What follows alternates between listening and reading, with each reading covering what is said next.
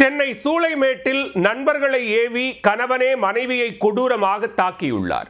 பிரிந்து வாழும் மனைவி மீது துபாயில் இருந்து கொண்டே ஸ்கெட்ச் போட்டு கொலை செய்ய முயன்ற சம்பவத்தின் பின்னணி என்ன?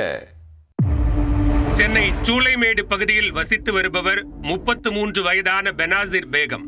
இவரது கணவர் ஜாகிர் உசேன். கருத்து வேறுபாடு காரணமாக இருவரும் பிரிந்து வாழ்ந்து வரும் நிலையில் ஜாகிர் உசேன் துபாயில் வேலை பார்த்து வருகிறார். இருவருக்கும் இடையிலான விவாகரத்து வழக்கு குடும்ப நல நீதிமன்றத்தில் நடந்து வருகிறது. இந்நிலையில் பெனாசிர் பேகம் கடந்த 2ஆம் தேதி இரவு அவரது வீட்டின் முன்பு நின்று கொண்டிருந்த போது இருசக்கர வாகனத்தில் வந்த மர்ம நபர்கள் இருவர் அவரை தகாத வார்த்தைகளால் பேசி மிரட்டியுள்ளனர். மேலும் எதிர்பாராத நேரம் இரும்பு கம்பியால் கடுமையாக தாக்கி காயப்படுத்திவிட்டு அங்கிருந்து தப்பிச் சென்றனர். தாக்குதலில் இரத்த காயமடைந்த பெனாசிர் பேகம் மருத்துவமனையில் உள்நோயாளியாக அனுமதிக்கப்பட்டு சிகிச்சை பெற்று வருகிறார்.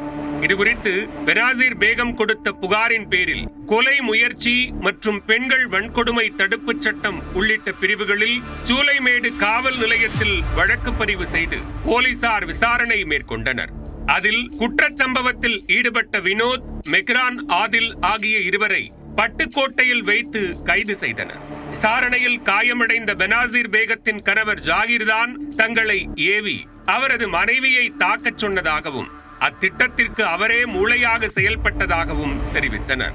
மனைவி மீதான பகையை தீர்க்க அவரை தாக்க நினைத்தவர் துபாயில் இருந்து கொண்டே ஸ்கெட்ச் போட்டுள்ளார். அதற்காக தனது நண்பர்களான வினோத், மெஹ்ரான் உள்ளிட்ட இருவரையும் ஏவி மனைவியை தாக்கியுள்ளார். இந்நிலையில் வினோத், மெஹ்ரான் இருவரையும் கைது செய்து சிறையில் அடைத்த போலீசார் துபாயில் இருக்கும் ஜாகீரை கைது செய்வதற்கான நடவடிக்கையில் தீவிரம் காட்டி வருகின்றனர்.